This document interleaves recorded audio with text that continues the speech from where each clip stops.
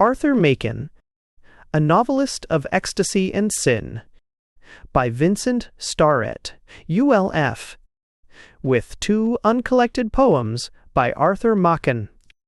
Note: with singular unanimity, critics for 30 years have slighted the work of Arthur Machen. A line suffices for him in Holbrook Jackson's The 1890s and Mr. Crete. Blakey, Murdoch ignores him completely in The Renaissance of the 90s. Yet those are the standard works on the period to which, chronologically at least, Machen belongs. Turkey Milnes, with greater appreciation, gives him a half-chapter in his scholarly work, The Influence of Baudelaire. But even that is made up largely of quotations from The Hill of Dreams, to prove Machen a descendant of Baudelaire, an error to which I subscribed until Machen himself disillusioned me, although the assertion is still partially true. Because, in my opinion, Arthur Machen is the outstanding artist of his time, and one of the great masters of all time, I wrote the following paper, which first appeared in Reedy's Emmures for October 5, 1917. That issue is not now obtainable, and, as calls for it, continue to come to me and to the publisher. I find ground for a belief that Machen may, at length, be coming into his own, a tardy phenomenon which I am happy to hasten, so far as it lies within my power. Hill shares this feeling, and this brochure is the result. I am indebted to Mr. William Marion Reedy for permission to reprint those parts of the article which appeared in his journal. V.S. Arthur Machen. Some 30-odd years ago, a young man of 22, the son of a Welsh clergyman, fresh from school and with his head full of a curiously occult medievalism, privately acquired from yellowed palimpsests and dog-eared volumes of black letter, wrote a classic. More, he had it published.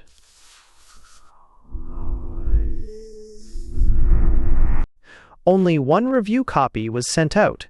That was to Le Livre of Paris. It fell into the hands of Octave Uzan, who instantly ordered Rabelais and Boccaccio to shove over on the immortal seats and make room by their side for the author. The book was The Chronicle of Clemendi, the author, Arthur Machen.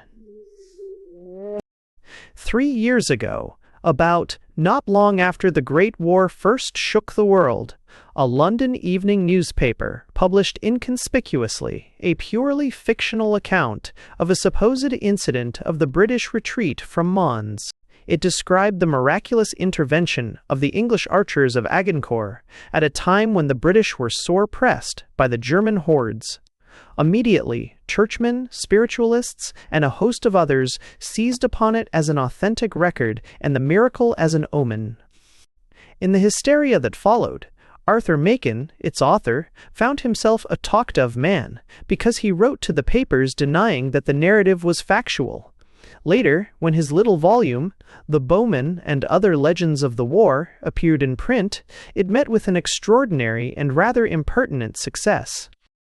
But what had Machen been doing all those long years between 1885 and 1914? In a day of haphazard fiction and rhodomontade criticism, the advent of a master workman is likely to be unheralded, if, indeed, he is fortunate enough to find a publisher to put him between covers. Machen is not a newcomer, however, as we have seen. No immediate success with a bestseller furnishes an incentive for a complimentary notice. He is an unknown, in spite of Clemendi, in spite of The Bowmen, in spite of everything. For 30 years he has been writing English prose, a period ample for the making of a dozen reputations of the ordinary kind, and in that time he has produced just 10 books. In 30 years, Harold Bindloss and Rex Beach will have written 110 books and sold the moving picture rights of them all. Of course, it is exactly because he does not write books of the ordinary kind that Arthur Machen's reputation as a writer was not made long ago. His apotheosis will begin after his death. The enduring fame of the artist too often is born at sunset, but it is immortal. More than Hawthorne or Tolstoy, Machen is a novelist of the soul. He writes of a strange borderland lying somewhere between dreams and death, peopled with shades, beings, spirits, ghosts, men, women, souls. What shall we call them? For him, Pan is not dead. His votaries still whirl through woodland windings to the mad pipe that was Syrinx, and carouse fiercely in enchanted forest grottos, hidden somewhere, perhaps, in the fourth dimension. His meddling with the crucibles of science is appalling in its daring, its magnificence, and its horror. Even the greater works of fictional psychology, Dr. Jekyll and Mr. Hyde, if you like, shrink before his astounding inferences and suggestions. It is his theory that the fearful and shocking rites of the Bacchic cultus survive in this disillusioned age, that panic lechery and wickedness did not cease with the agony, as Mrs. Browning and others would have us believe.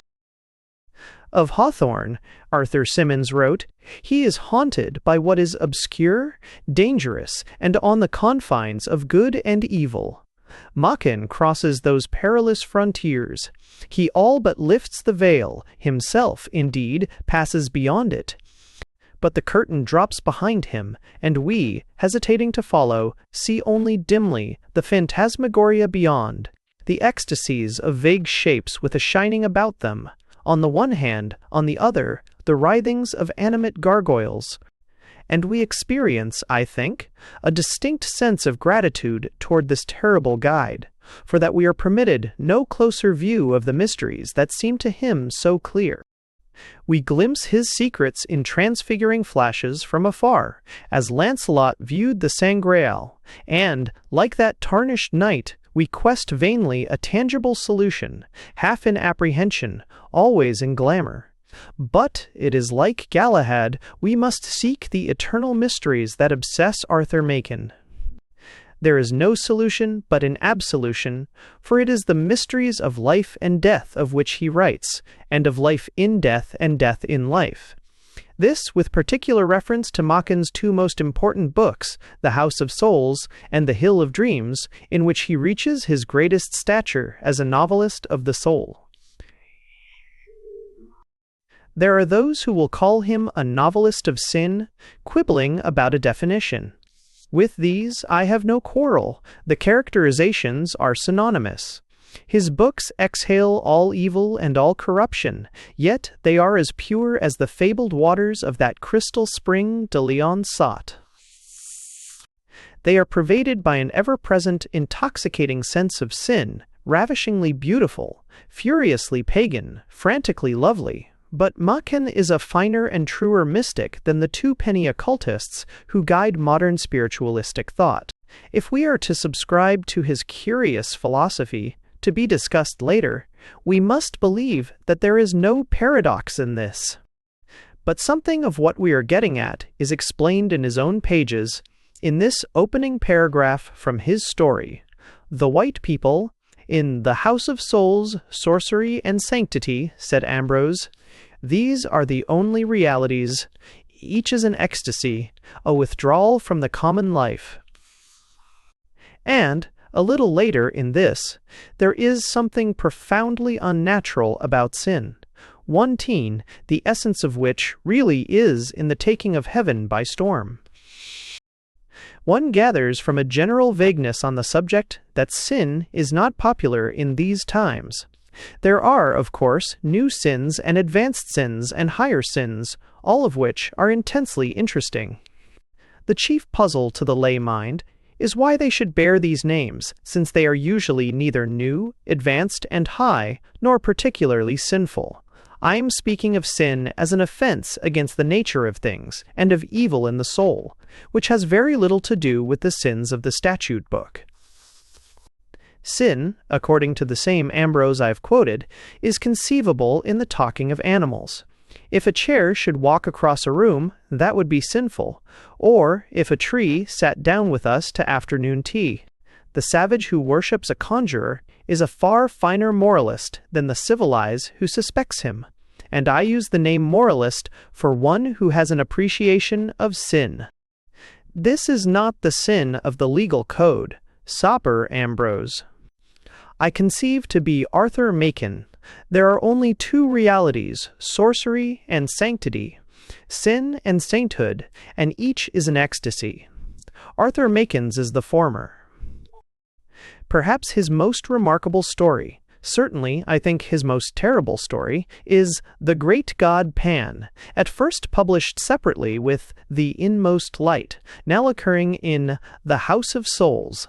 It is the story of an experiment upon a girl, as a result of which, for a moment, she is permitted a sight of the great God, beyond the veil, with shocking consequences. Yet it is told with exquisite reticence and grace, and with a plausibility that is as extraordinary as it is immoral. Here is the conclusion of that story. What I said Mary would see, she saw, but I forgot that no human eyes could look on such a vision with impunity. And I forgot, as I have just said, that when the house of life is thus thrown open, there may enter in that for which we have no name, and human flesh may become the veil of a horror one dare not express. The blackened face, the hideous form upon the bed, changing and melting before your eyes from woman to man to beast, and from beast to worse than beast, all the strange horror that you witnessed, surprises me but little. What you say the doctor you sent for saw and shuddered at, I noticed long ago. I knew what I had done the moment the child was born, and when it was 5 years old, I surprised it, not once or twice, but several times, with a playmate, you may guess of what kind. There is the very quintessence of horror in the unutterable suggestion of such passages. As for The Hill of Dreams, I have found its reading one of the most desolate and appalling experiences in literature. Reading it himself, years after publication, its author decided that it was a depressing book. That is undoubtedly true, but spiritually as well as technically, it marks to date the topmost pinnacle of his tormented genius. It reaches heights so rarefied that breathing literally becomes painful. To the casual reader, this sounds absurd, hyperbolical, if not hypocritical rant. But in a day when a majority of critics find it difficult to restrain themselves in speaking of Harold Bellwright and place Geoffrey Farnell beside Fielding and Thackeray, one cannot go far wrong in indulging a few enthusiasms for so genuine an artist as Arthur Machen.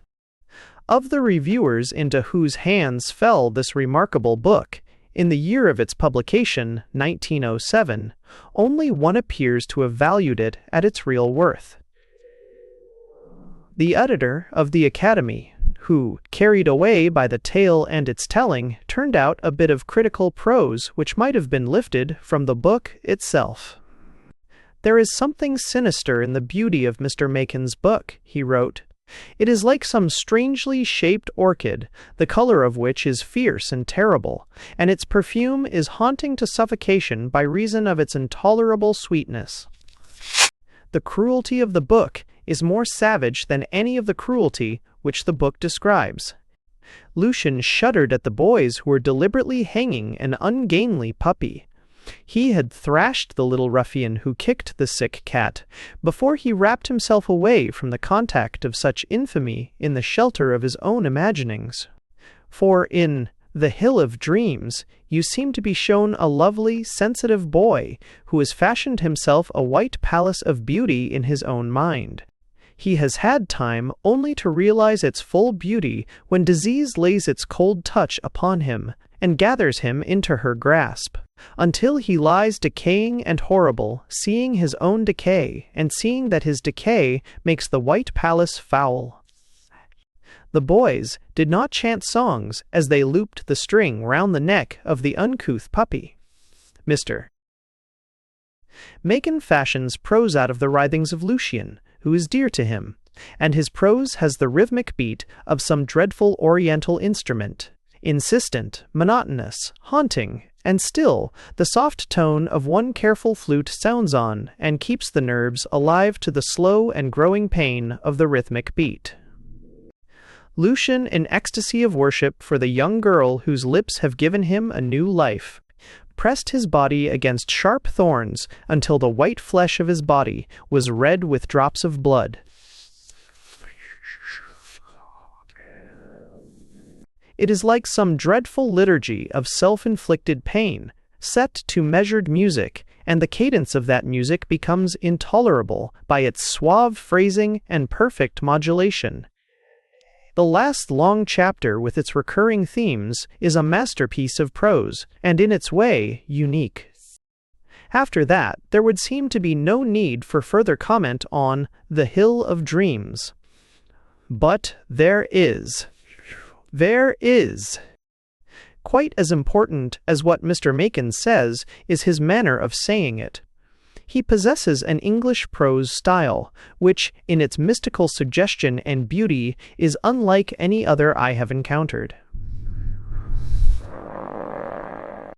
Joris Karl Huysmans, in a really good translation, suggests Machen better, perhaps, than another.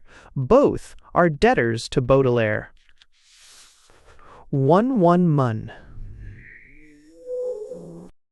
The ecstasy one finds in Machen's work, of which more anon, is due in no small degree to his beautiful English style, an abominable word. But Machen is no mere word juggler.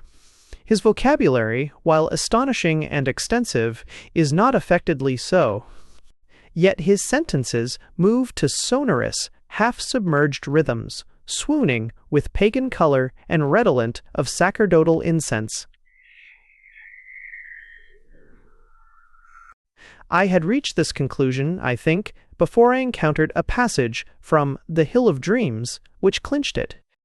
Language, he understood, was chiefly important for the beauty of its sounds, by its possession of words, resonant, glorious to the ear, by its capacity, when exquisitely arranged, of suggesting wonderful and indefinable impressions, perhaps more ravishing and further removed from the domain of strict thought than the impressions excited by music itself.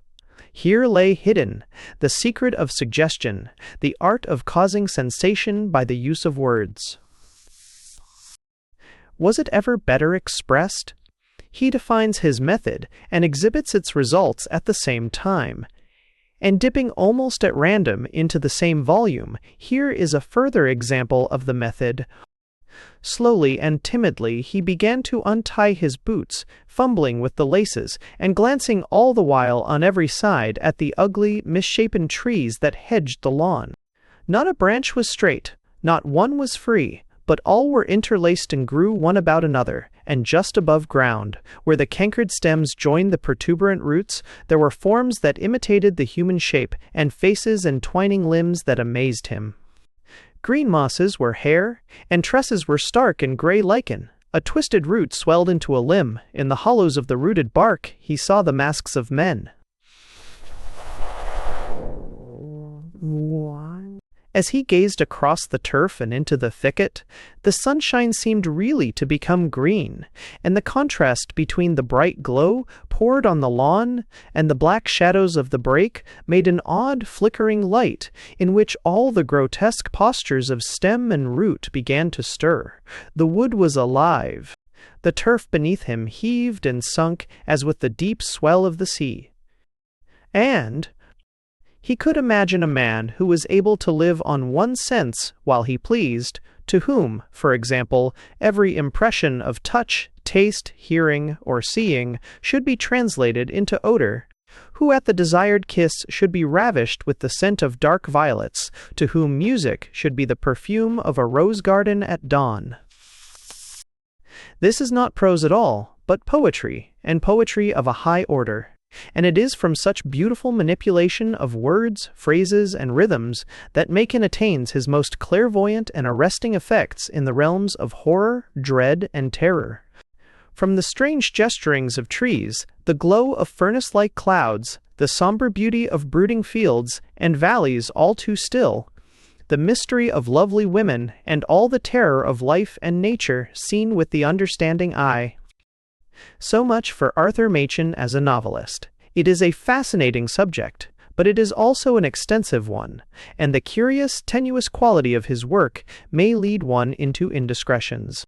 The peculiar philosophy of Arthur Machen is set down in hieroglyphics and in Dr. Stiggins' his views and principles. The first chapter of the latter work is a scathing satire on certain foibles and idiosyncrasies of the American people, such as lynching, vote-buying, and food adulteration. But as it is, on the whole, a polemical volume which, by the nature of the subjects it treats, can have less permanent interest than the author's other work, it may be put to one side, although as a specimen of Machen's impeccable prose, it must not be ignored.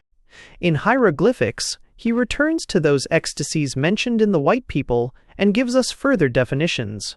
The word ecstasy is merely a symbol. It has many synonyms. It means rapture, adoration, a withdrawal from common life, the other things. Foraway's ecstasy's definition of the indefinable. They, the other things, are sometimes in the song of a bird, sometimes in the whirl of a London street, sometimes hidden under a great, lonely hill. Some of us seek them with most hope and the fullest assurance in the sacring of the Mass. Others receive tidings through the sound of music, in the color of a picture, in the shining form of a statue, in the meditation of eternal truth. Hieroglyphics is Arthur Machen's theory of literature, brilliantly exposited by that cyclical mode of discoursing that was affected by Coleridge. In it, he promulgates the admirable doctrine that fine literature must be, in effect, an allegory, and not the careful history of particular persons. He seeks a mark of division, which is to separate fine literature from mere literature, and finds the solution in the one word ecstasy, or, if you prefer, beauty, wonder, awe, mystery, sense of the unknown, desire for the unknown, with this conclusion: if ecstasy be present, then I say there is fine literature. If it be absent, then in spite of all the cleverness, all the talents, all the workmanship and observation and dexterity you may show me, then, I think, we have a product, possibly a very interesting one, which is not fine literature. Following this reasoning, by an astonishing sequence of arguments, he proceeds to the bold experiment of proving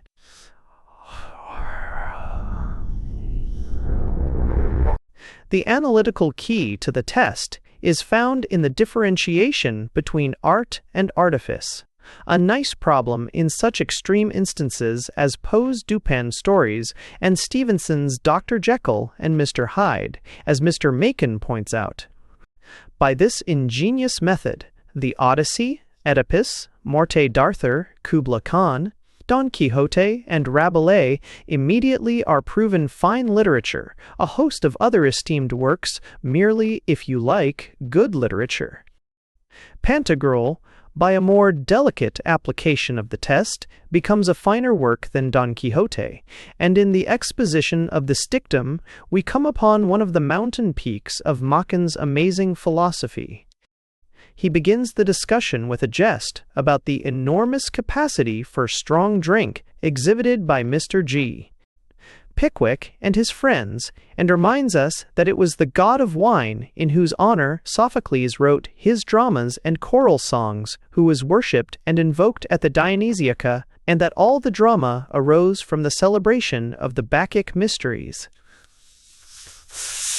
He goes on to the Gargantua and Pantagruel, which reek of wine as Dickens does of brandy and water.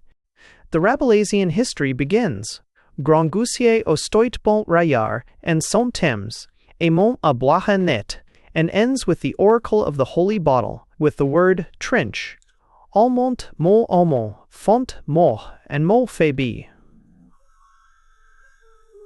And I refer you, continues Machen, to the allocution of Bacbuc, the priestess of the bottle, at large. By wine, she says, is man made divine, and I may say that if you have not got the key to these Rabelaisian riddles, much of the value, the highest value, of the book is lost to you. Seeking the meaning of this Bacchic cultus, this apparent glorification of drunkenness in all lands and in all times, from ancient Greece through Renascent France to Victorian England, by peoples and persons not themselves given to excess, he finds it again in the word ecstasy. We are to conclude that both the ancient people and the modern writers recognized ecstasy as the supreme gift and state of man, and that they chose the vine and the juice of the vine as the most beautiful and significant symbol of that power, which withdraws a man from the common life and the common consciousness, and taking him from the dust of earth, sets him in high places, in the eternal world of ideas, all non. Let us never forget that the essence of the book, Pantagruel, is in its splendid celebration of ecstasy, under the figure of the vine. At this point, Mr. Machen places the key in our hands and declines further to reveal his secrets. In Mr. Pickwick's overdose of milk punch, we are to find, ultimately, a clue to the labyrinth of mystic theology. By his own test, we are enabled to place Arthur Machen's greatest works on the shelf, with Don Quixote and Pantagruel. By his own test, we find the ecstasy of which he speaks in his own pages, under the symbol of the vine, and under figures even more beautiful and terrible. For minor consideration, he finds in Rabelais another symbolism of ecstasy. The shape of gauloiserie, of gross, exuberant gaiety, expressing itself by outrageous tales, outrageous words, by a very cataract of obscenity, if you please, if only you will notice how the obscenity of Rabelais transcends the obscenity of common life. His grossness is poured out in a sort of mad torrent, in a frenzy, a very passion of the unspeakable. In Cervantes, he finds the greater deftness, the finer artifice, but he believes the conception of Rabelais the higher because it is the more remote. Pantagruel's more than frankness, its ebullition of grossness, is either the merest lunacy or else it is sublime. And the paragraph that succeeds this one in the book, perhaps it is part of the same paragraph, sums up this astonishing philosophy with a conclusion calculated to shock the Puritanic. Thus, don't you perceive that when a certain depth has been passed, you begin to ascend into the heights? The Persian poet expresses the most transcendental secrets of the divine love by the grossest phrases of the carnal love. So Rabelais soars above the common life, above the streets and the gutter. By going far lower than the streets and the gutter, he brings before you the highest, by positing that which is lower than the lowest. And if you have the prepared, initiated mind, a Rabelaisian list is the best preface to the angelic song. Ol, Ra! All this may strike you as extreme paradox, but it has the disadvantage of being true, and perhaps you may assure yourself of its truth by recollecting the converse proposition, that it is when one is absorbed in the highest emotions that the most degrading images will intrude themselves. And so on. All the sense of the futility almost of attempting to explain Machen becomes more pronounced as I progress. You will have to read him. You will find his books, if you are fortunate, in a murky corner of some obscure second-hand bookshop. Arthur Machen was born in Wales in 1863. He is married and has 2 children. That is an astonishing thought after reading The Inmost Light. It is surprising indeed to learn that he was born. He is High Church, with no particular respect for the Archbishop of Canterbury, and necessarily, subconsciously, Catholic, as must be all those lonely, awful souls who write ecstasy across the world. He hates Puritanism with a sturdier hatred than inspires Chesterton for a brilliant exposition of this aversion. I commend readers to his mocking introduction to The House of Souls. That work, The Hill of Dreams, and Hieroglyphics were written between 1890 and 1900, after which their author turned strolling player and alternated for a time between the smartest theatres in London and the shabbiest music halls in London's East End. For the last 6 years or so, he has been a descriptive writer on the London Evening News. His works not before mentioned comprise a translation, the best, of the Heptameron, Fantastic Tales, a collection of medieval whimsies, partly translated and partly original, and altogether Rabelaisian and delightful. The Terror, a shilling shocker, his own characterization, but a finer work withal than most of the literature of the day, and The Great Return, an extraordinary short tale which may find place some day in another such collection as The House of Souls. I have mentioned The Chronicle of Clemendy, calling it a classic, and something further should be said about that astonishing book. It is the Welsh Heptameron, a chronicle of amorous intrigue, joyous drunkenness, and knightly endeavor, second to none in the brief muster of the world's greatest classics. In it, there is the veritable flavor of medieval record. Somewhat less outspoken than Balzac in his droll stories, and less verbose than Boccaccio, Machen proves himself the peer of either in gay, irresponsible, diverting, unflagging invention, while his diction is lovelier than that of any of his forerunners in a fall whole, including the nameless authors of those rich Arabian tapestries which were the parent tales of all medieval and modern facetiae. The day is coming when a number of serious charges will be laid against us who live in this generation, and some severe questions asked, and the fact that we will be dead, most of us, when the future fires its broadside, has nothing at all to do with the case. We are going to be asked post-mortem why we allowed Ambrose Bierce to vanish from our midst, unnoticed and unsought, after ignoring him shamefully throughout his career. Why Stephen Crane, after a few flamboyant reviews, was so quickly forgotten at death. Why Richard Middleton was permitted to swallow his poison at Brussels. Why W.C. Morrow and Walter Blackburn Hart were in our day known only to the initiated, discriminating few, their fine golden books merely rare. Items for the collector.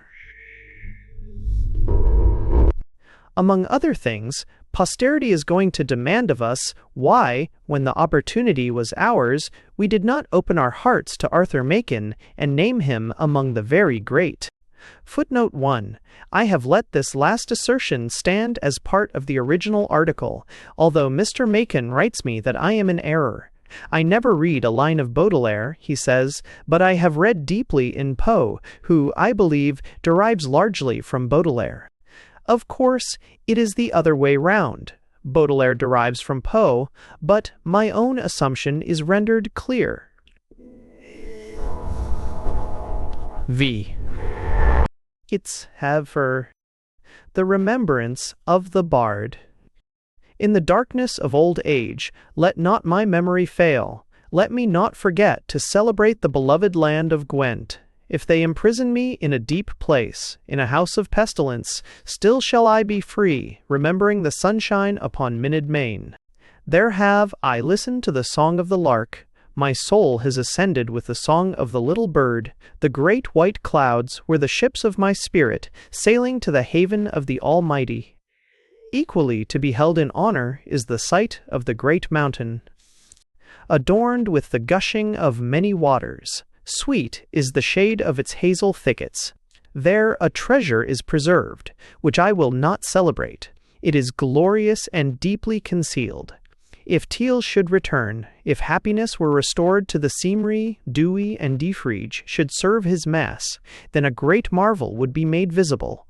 Why many one would be made visible. O blessed and miraculous work, then should my bliss be as the joy of angels. I had rather behold this offering than kiss the twin lips of dark Gwenllian. Dear my land of Gwent, Acula, who... Better a grave on Twin Barrel Wam than a throne in the palace of the Saxons at Caer Lud. Arthur Machen. The praise of my Fanwy. O gift of the everlasting, O wonderful and hidden mystery! Many secrets have been vouchsafed to me. I have been long acquainted with the wisdom of the trees. Ash and oak and elm have communicated to me from my boyhood. The birch and the hazel and all the trees of the greenwood have not been dumb. There is a cauldron rimmed with pearls, of whose gifts I am not ignorant. I will speak little of it. Its treasures are known to the bards. Many went on the search of Caer Pedrifon. 7 alone returned with Arthur, but my spirit was present.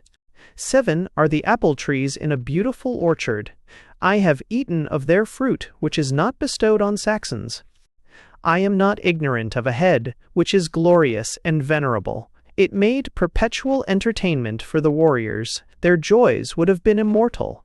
If they had not opened the door of the south, they would have feasted forever, listening to the song of the fairy birds of Rhiannon. Let not anyone instruct me concerning the glassy isle. In the garments of the saints who returned from it were rich odors of paradise. All this I knew, and yet my knowledge was ignorance. For one day, as I walked by Caer Riu in the principal forest of Gwent, I saw golden my Fenwy as she bathed in the brook Tarogi. Her hair flowed about her. Arthur's crown had dissolved into a shining mist. I gazed into her blue eyes, as it were into twin heavens. All the parts of her body were adornments and miracles. O gift of the everlasting! O wonderful and hidden mystery! When I embraced my Fanwy, a moment became immortality. Arthur Machen. Thanks for listening to Arthur Machen by Vincent Starrett.